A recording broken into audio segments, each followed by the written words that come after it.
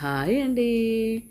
ఈరోజు నేను ఎంతో హెల్దీ అయిన ఎన్నో విటమిన్స్ కలిగిన మెంతాకు పప్పుతోటి పప్పు తయారు చేస్తున్నాను.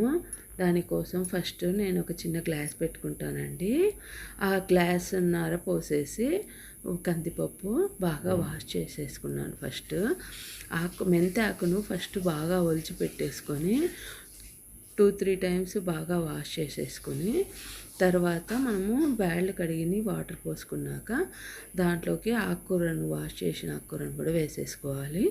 తర్వాత మనము ఆనియన్స్ను పొట్టు తీసేసి వాష్ చేసేసుకొని మనం సన్నగా కట్ చేసుకొని వేసేసుకోవాలి.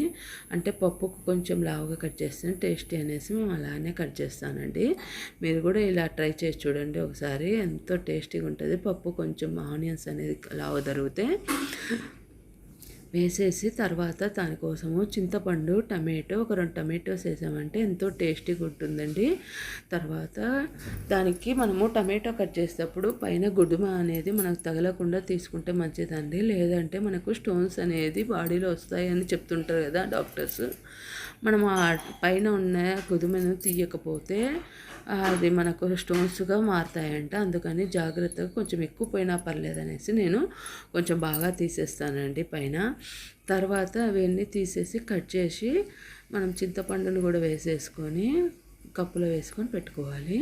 దాంట్లో కొంచెం పసుపు వేసేసి ఒక 4 విజిల్స్ రానిచ్చేసి ఆఫ్ చేసుకోవాలి.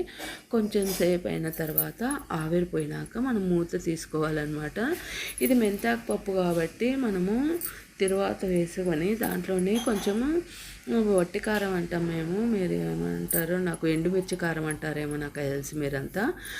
వట్టి కారం వేసేసి మనము కొంచెము నేను పప్పులోనే వేయచ్చండి, కొంచెము దాంట్లో ఆయిల్ అయితే తొందరగా ఉడికినట్టు అవుతుంది అనేసి తిరువాత వేసిన దాంట్లోనే కారం కూడా వేసేసాను. కొంచెం వేగినట్టు అవుతుంది అనేసి తర్వాత ఎంబడే పప్పు పోసేసి కొంచెంసేపు మరగనిచ్చాలండి. కారం అనేది పచ్చివాసన పోవాలి కదా, అప్పుడే టేస్ట్ కూడా పప్పుకు ఎంతో రుచిగా ఉంటుంది.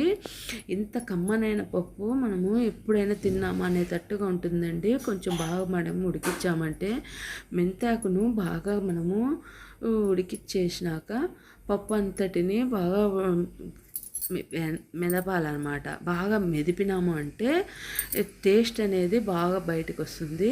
దానికి వెల్లిపాయలు కూడా వేశాను నేను. కమ్మనైన మెంతాకు పప్పు రెడీ.